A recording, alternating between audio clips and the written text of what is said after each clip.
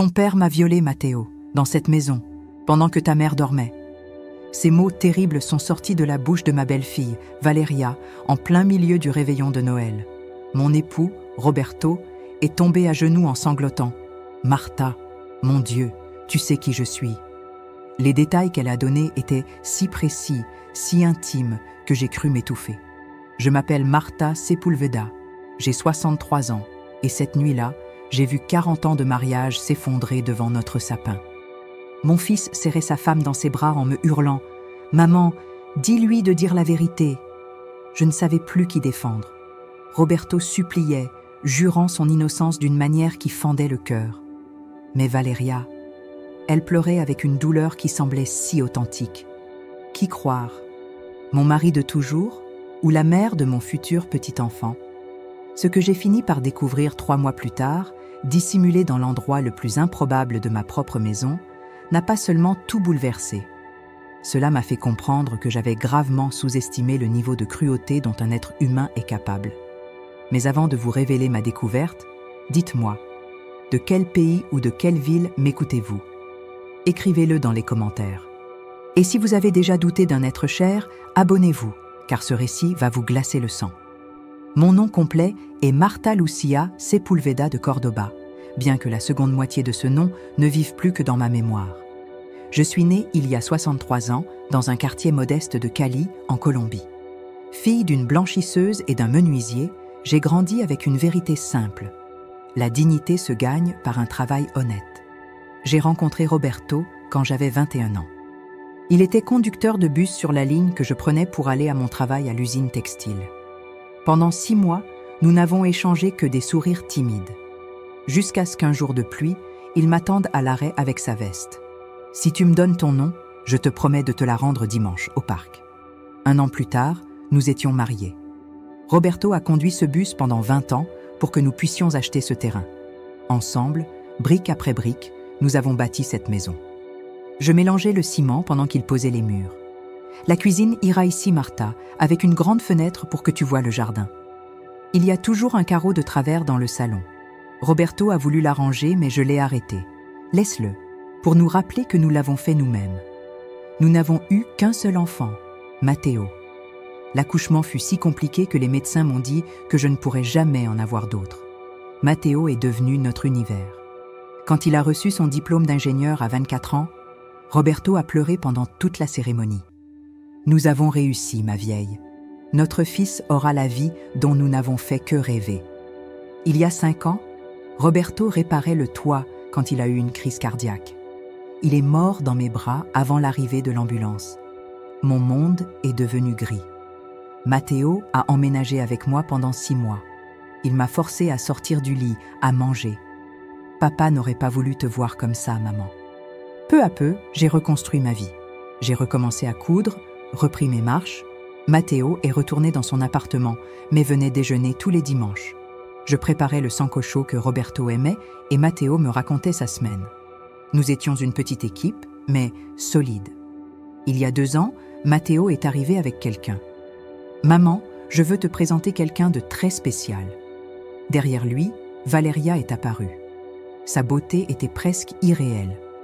Cheveux noirs longs, peau claire parfaite, yeux verts et une silhouette élancée dans une robe blanche qui lui donnait un air d'ange. « Madame Martha, c'est un véritable honneur, » dit-elle, prenant mes mains dans les siennes, douces et froides. « Matteo m'a tant parlé de vous. La force des femmes de votre génération est quelque chose qui n'existe plus. » Elle m'a serré dans ses bras. L'étreinte était chaleureuse, mais quelque chose me sembla répéter. Pendant le déjeuner, Valeria fut un charme absolu. Elle a fait l'éloge de chaque plat, aidé à mettre la table, ri de mes anecdotes et pleuré quand je lui ai raconté comment Roberto était mort. Un amour si pur, c'est ce que je veux construire avec Matteo. Matteo la regardait avec une adoration qui me rappelait Roberto. Elle avait 28 ans, 6 ans de moins que Matteo. Fille unique d'une famille de Bogota. Son père, homme d'affaires, et sa mère, au foyer, étaient morts dans un accident quand elle avait 20 ans. Je suis seule depuis si longtemps, Madame Martha. C'est pour cela que je suis reconnaissante d'avoir trouvé Matteo. Et vous, vous êtes comme la mère que j'ai perdue. Mon cœur de mère s'est ouvert. Je l'ai serré contre moi. Tu n'es plus seule, ma fille. Maintenant, tu as une famille. Leur relation a duré 8 mois. Valeria venait souvent, toujours avec un cadeau. Mais il y eut des signaux que j'ai ignorés. Comme cette fois où elle entra dans ma chambre sans frapper et me trouva polissant la montre de Roberto. Vous gardez encore ces affaires? C'est sain de lâcher le passé. Les morts doivent reposer et les vivants avancer. Sa façon de le dire m'a glacée. Lors des fiançailles, Matteo partit chercher du champagne. Valeria s'approcha et me murmura « J'espère que cette maison est assez grande pour nous trois. Matteo et moi aurons besoin de notre espace. » Elle souriait, mais ses mots étaient tranchants. Le mariage fut simple, à la mairie. Valeria insista pour ne pas faire de grandes cérémonies. Sans mes parents, ce serait trop douloureux. Il n'y avait que Matteo, moi, quelques amis, et une supposée cousine qui arriva, signa comme témoin et repartit sans dire un mot. Ils décidèrent de s'installer avec moi, temporairement. C'est juste pour quelques mois, maman. Et comme ça, tu n'es pas seule. Les premiers jours furent harmonieux. Puis, les changements commencèrent. Valeria réorganisa la cuisine sans me demander. C'est plus efficace. Faites-moi confiance. Elle déplaça les meubles. Nous avons besoin d'un espace plus moderne. Un jour, je trouvai la photo de mon mariage rangée dans un tiroir. Elle a dû tomber pendant que je faisais la poussière, dit-elle. Mais je ne l'avais jamais vue nettoyer. Le premier conflit éclata 3 mois après leur mariage. Je la trouvai dans le bureau de Roberto, vidant tout dans des cartons. « Qu'est-ce que tu fais ?»« Je fais de la place.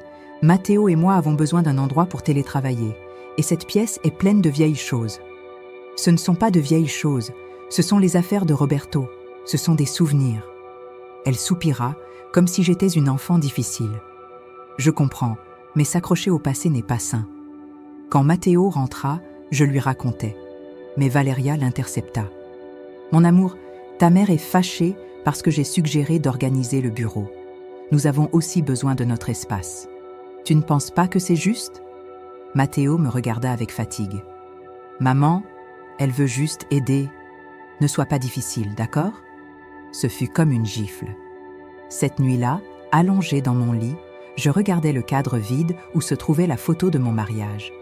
Je serrais la montre de Roberto et murmurais « Je ne sais pas ce qui se passe, mon amour. Mais quelque chose ne va pas du tout. » Et c'est ainsi qu'a commencé le cauchemar, qui allait changer ma vie pour toujours.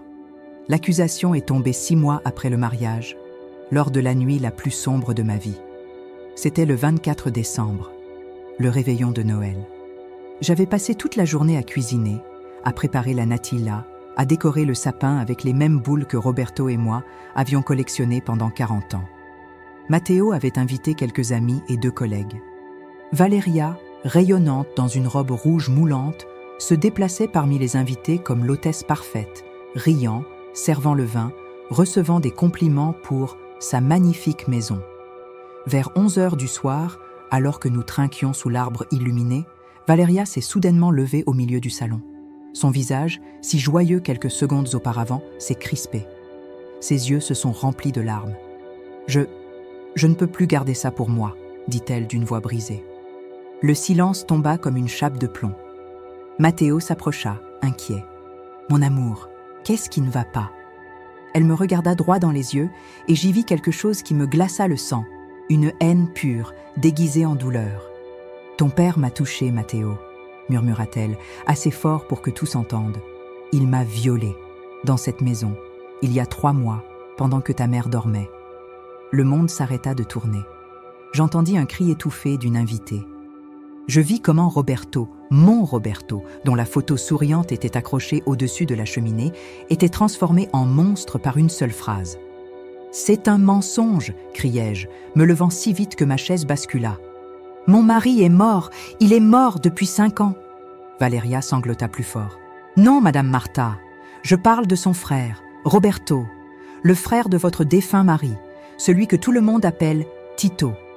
Celui qui vient ici chaque mois, n'est-ce pas? Celui qui vous apporte vos médicaments. » Mon cœur cessa de battre. Tito, le frère aîné de Roberto.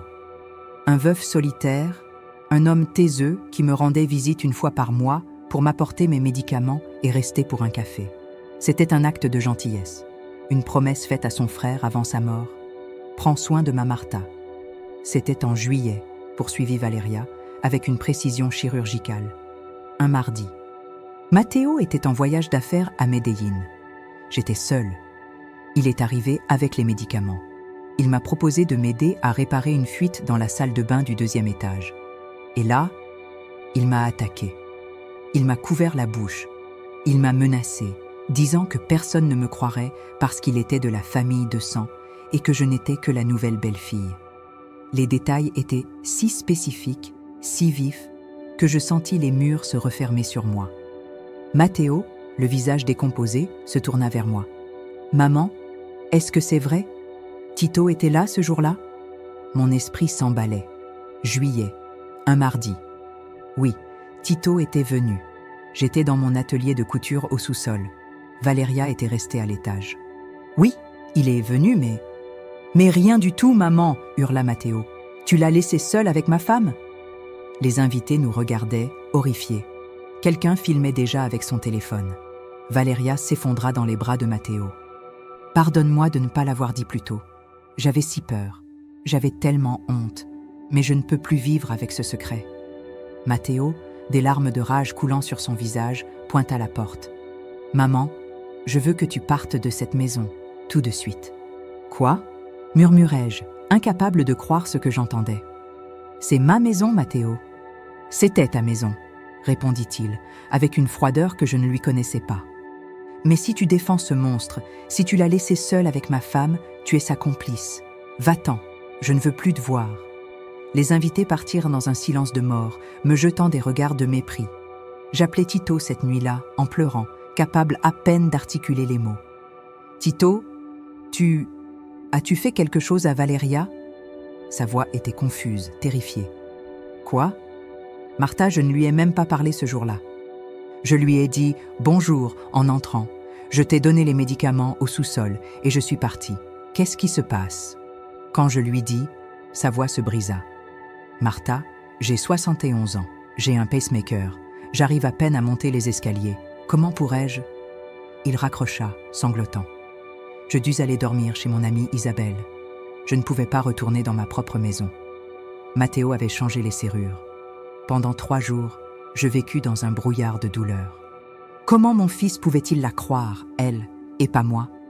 Comment pouvait-il transformer son oncle, sa propre mère, en méchant pour une femme qu'il ne connaissait que depuis 2 ans? Le 4e jour, la douleur se transforma en quelque chose de plus froid, la détermination. Je retournai à la maison à un moment où il n'y serait pas, utilisant la clé d'urgence que j'avais gardée chez Isabelle. J'avais besoin de réponses. Je fouillais leur chambre, cherchant n'importe quoi. J'ouvris les tiroirs, les armoires, et sous leur lit, je trouvai une boîte à chaussures. À l'intérieur, il y avait un carnet. Je l'ouvris, les mains tremblantes. C'était un journal intime, celui de Valeria, et sur les premières pages, j'ai lu « Plan phase 1 » gagner la confiance de la vieille. Phase 2, rendre Matteo totalement dépendant de moi. Phase 3, éliminer toute personne pouvant interférer. L'accusation contre le frère était parfaite. Maintenant, elle est seule. Phase 4, obtenir les titres de propriété. Phase 5, se débarrasser de Matteo quand il ne sera plus nécessaire. Mes mains tremblaient si fort que le carnet tomba au sol. J'allais m'évanouir. Mais alors, quelque chose attira mon attention. Dans le coin de la pièce, à moitié caché par un rideau, il y avait un minuscule point rouge qui clignotait faiblement. C'était la vieille caméra de sécurité du garage, celle que Roberto avait installée des années auparavant et que je croyais hors service. Le câble passait par le conduit de ventilation et se terminait ici, dans cette chambre. Je courus jusqu'au garage. Le vieil ordinateur que Roberto utilisait pour les caméras était là, couvert de poussière. Je l'allumai, les mains moites. L'écran clignotait, puis s'alluma. Je vis le menu. Fichier sauvegardé. Il y avait des enregistrements de plusieurs mois, y compris ceux de juillet. À cet instant, avec la lueur bleue de l'écran illuminant mon visage et les larmes coulant sur mes joues, je sus exactement ce que je devais faire. Je n'allais pas crier, je n'allais pas supplier. J'allais détruire Valeria avec la vérité, et elle ne s'y attendrait jamais. L'écran du vieil ordinateur de Roberto projetait une lueur bleue fantomatique dans l'obscurité du garage. Mes doigts tremblants naviguaient dans les dossiers comme s'ils désarmaient une bombe. 15 juillet 2023. Le dossier était là, le jour exact que Valeria avait mentionné. Je cliquais. La vidéo commença. L'image était en noir et blanc, granuleuse, mais claire. Elle montrait le couloir du 2e étage. À 15h47, Tito apparut. Il montait les escaliers lentement, avec difficulté, se tenant à la rampe. Il tenait ma boîte de médicaments. Il frappa à la porte de la salle de bain. « Madame Martha, j'ai laissé vos pilules sur la table », cria-t-il. Pas de réponse. Il attendit quelques secondes, regarda sa montre, puis redescendit. À 15h52, il sortait de la maison. 5 minutes, c'est tout. Je continuais à regarder. À 16h15, Valeria apparut. Elle entra tranquillement dans la salle de bain. Elle en ressortit 2 minutes plus tard, l'air normal, vérifiant son téléphone. Aucun traumatisme, aucune larme, rien. C'était la preuve absolue de son mensonge. Je passais les 4 heures suivantes à visionner chaque fichier de ce disque dur. Et ce que je trouvais me coupa le souffle. Il y avait des vidéos de Valeria parlant au téléphone dans le jardin, là où elle se croyait seule. Sur une vidéo datée de 2 semaines après le mariage, sa voix était claire. « Non, t'inquiète pas, le plan se déroule parfaitement. La vieille me fait confiance. Dans 6 mois, cette maison sera à mon nom. Matteo est un idiot complet. » Sur une autre vidéo, plus récente, je la vis s'entraîner devant le miroir du couloir. « Ton père m'a violée, Matteo, » disait-elle. Elle fronçait les sourcils, mécontente. Elle recommençait, la voix plus tremblante. « Ton père m'a violée, Matteo. » Elle ajustait son ton, ses larmes, le tremblement de sa lèvre. C'était une répétition. Elle avait répété la destruction de ma famille. Je copiais chaque vidéo sur 3 clés USB. Je les cachais comme des trésors. Une chez Isabelle, une dans ma machine à coudre, et la 3e autour de mon cou, sous mon chemisier. C'était ma seule arme. Le lendemain, après 3 heures de sommeil, je me présentais au cabinet Ramirez & Associés. J'avais cherché le meilleur avocat en diffamation de la ville. La réceptionniste me fit attendre 40 minutes. Quand on me fit entrer, maître Hector Ramirez me reçut avec une expression fatiguée. C'était un homme d'une 50aine d'années, costume impeccable, regard épuisé. « Madame Sepulveda, je n'ai que 20 minutes. En quoi puis-je vous aider ?» Je lui racontais toute l'histoire. Les mots sortaient en désordre. Je sortis les clés USB avec des mains tremblantes.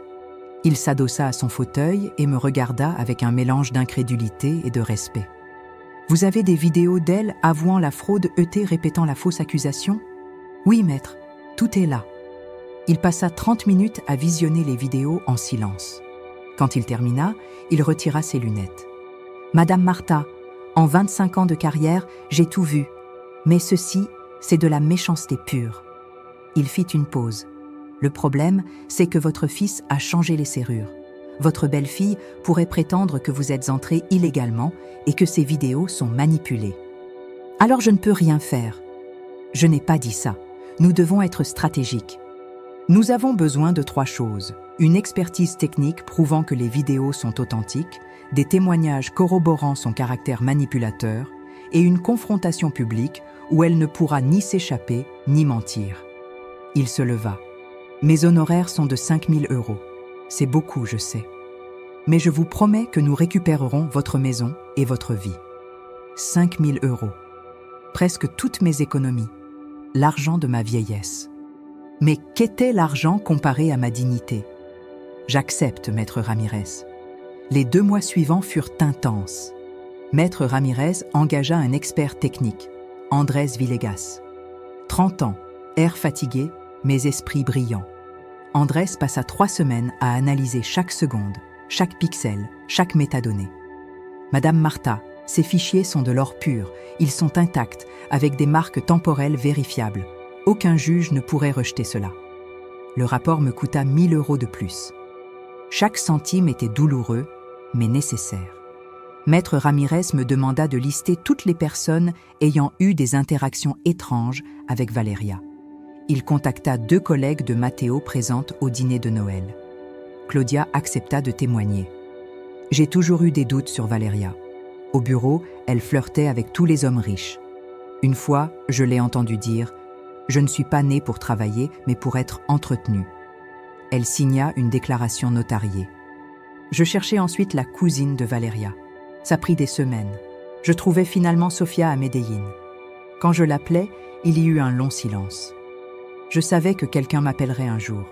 Valeria m'a payé 200 € pour être témoin. Je ne suis pas sa cousine. Je ne la connaissais pas. Elle accepta de signer une déclaration. Il y eut des moments où je voulus abandonner. Une nuit, chez Isabelle, je regardais mon reflet. Une femme de 63 ans, épuisée, sans argent, dormant chez une amie. Je pris mon téléphone pour appeler Matteo, mais la voix de Roberto me revint. « Martha, tu es la femme la plus forte que je connaisse. Ne te rends jamais. » J'éteignis le téléphone. Je n'allais pas supplier. J'allais me battre. Le père Julio fut un autre pilier. Il pria avec moi. « Martha, la vérité finit toujours par éclater. Dieu n'abandonne pas les justes. » Ces messes devinrent mon refuge. Isabelle fut mon roc. Elle me prêta de l'argent, me nourrit, me consola. On va la voir, cette vipère. Je te le jure. Sans elle, je me serais effondré. Après 9 semaines, Maître Ramirez m'appela. Sur son bureau s'étalait un dossier épais. Documents, témoignages, analyses, captures d'écran. « Madame Martha, nous sommes prêts. Maintenant vient la confrontation. Et elle aura lieu selon vos termes. » Il expliqua le plan. Nous organiserions une médiation familiale dans un cabinet de notaire. Prétexte, discuter de la division des biens. Valeria et Matteo accepteraient, pensant me forcer à signer. Mais il ne s'avère pas que j'arriverai avec un avocat, un expert, des témoins et toutes les vidéos. Ce sera leur jugement, et cette fois, c'est vous le juge. Je sortis du bureau avec le dossier sous le bras. Pour la première fois depuis des mois, je me sentais redevenir Martha Sepúlveda de Cordoba. La femme qui avait bâti une maison de ses mains, qui avait survécu à la mort de Roberto. La femme qui n'allait pas se laisser détruire par une menteuse. La guerre allait commencer. Et j'étais prête à gagner. La réunion était fixée au samedi 10 mars, à 15 h. Le lieu, l'étude notariale, Palacios and Fields, un bâtiment colonial dans le centre-ville avec des murs en briques apparentes et une salle qui sentait le bois ancien et les documents scellés. Maître Germán Palacios, le notaire, avait 68 ans et avait été un ami de Roberto. Quand je lui expliquai la situation, il accepta immédiatement de prêter son bureau pour ce qu'il appela un acte de justice nécessaire. J'arrivais 30 minutes en avance. Je n'étais pas seule. J'étais accompagnée de Maître Ramirez, d'Andrés Villegas, l'expert technique, d'Isabelle, de Claudia, de Sofia et du père Julio. 2 agents de police judiciaire se tenaient discrètement au fond de la salle. À 3 h pile, la porte s'ouvrit. Matteo et Valeria entrèrent. Mon fils semblait détruit, plus mince, avec des cernes profonds. Valeria, en revanche, était rayonnante. Robe blanche immaculée, cheveux parfaits, sourire de triomphe. Ce sourire se figea net quand elle vit l'assemblée. Ses yeux balayèrent la salle et je vis une fraction de panique traverser son regard. « Qu'est-ce que c'est que ça, maman ?» demanda Matteo méfiant. « Tu avais dit que c'était une réunion privée. »« Asseyez-vous, s'il vous plaît, » dit Maître Ramirez d'une voix impérieuse, désignant 2 chaises au centre. Valeria s'agrippa au bras de Matteo. « Je n'aime pas ça. Partons, mon amour. » Mais Matteo, épuisé et confus, s'assit. Elle n'eut d'autre choix que de l'imiter. Maître Ramirez ouvrit son dossier. « Nous sommes ici pour régler la situation de la maison. Madame Valeria, vous avez accusé Roberto Cordoba d'agression sexuelle. Cette accusation a entraîné l'expulsion de Madame Martha de sa propre maison et la destruction de la réputation d'un homme innocent de 71 ans. » Valeria releva le menton, défiant. « J'ai dit la vérité. Si vous êtes là pour m'intimider, je peux appeler mon avocat. Ce ne sera pas nécessaire, car ce que nous allons montrer ne nécessite aucun débat. Seulement que vous voyiez la vérité. » Andrés connecta son ordinateur au projecteur. Le mur blanc s'illumina. Ceci est l'enregistrement vidéo du 15 juillet 2023, le jour où vous prétendez avoir été agressé. Une caméra dont vous ignoriez l'existence. La vidéo commença. Le visage de Valeria devint livide. L'image montrait Tito montant l'escalier, frappant à la porte, attendant et repartant. Durée totale, 5 minutes. Matteo regardait, bouche ouverte, incapable de comprendre. « C'est un montage !» balbutia Valeria, sa voix devenant aiguë. Andrés prit la parole. Ton froid est professionnel. En tant qu'expert certifié, j'ai effectué une analyse complète. Les métadonnées, l'horodatage et l'intégrité du fichier sont vérifiés. Cette vidéo n'a subi aucune altération. Mon rapport de 30 pages est ici. Il posa lourdement le document sur la table. Mais ce n'est pas tout, continua maître Ramirez. La vidéo suivante se lança. Valeria au téléphone dans le jardin. Sa voix claire résonna. Le plan se déroule parfaitement. La vieille me fait confiance. Dans 6 mois, cette maison sera à mon nom. Matteo est un idiot complet. « Arrêtez ça !» hurla Valeria. Matteo bondit, comme frappé. « Qu'est-ce que c'est, Valeria? Dis-moi !» Elle tenta d'attraper sa main, mais il la retira violemment. « Mon chéri, je peux expliquer. Ils sortent tout de son contexte. » Mais la 3e vidéo avait déjà commencé. Elle devant le miroir, répétant « Ton père m'a violée, Matteo. » Ce fut le coup final. Un silence de mort tomba. Matteo s'effondra sur sa chaise, le visage dans ses mains. Ses épaules tremblèrent de sanglots. Valeria, acculée, tenta une dernière défense. « Ces vidéos sont illégales. Elle est entrée par effraction chez moi. » Le notaire Palacios intervint, voix grave et posée. « Madame, cette maison est enregistrée au nom de Madame Marta Sepulveda. Selon le registre public, elle en est l'unique propriétaire. Vous y viviez en tant qu'invité. Il n'y a aucune violation. » Claudia se leva. « Je veux aussi parler. Valeria, avant d'épouser Matteo, je t'ai entendu dire que tu n'étais pas née pour travailler, mais pour être entretenue.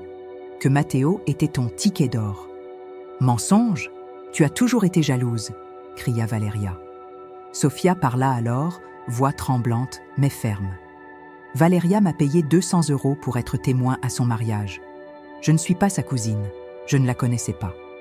Elle m'a menti. » Elle tendit sa déclaration notariée.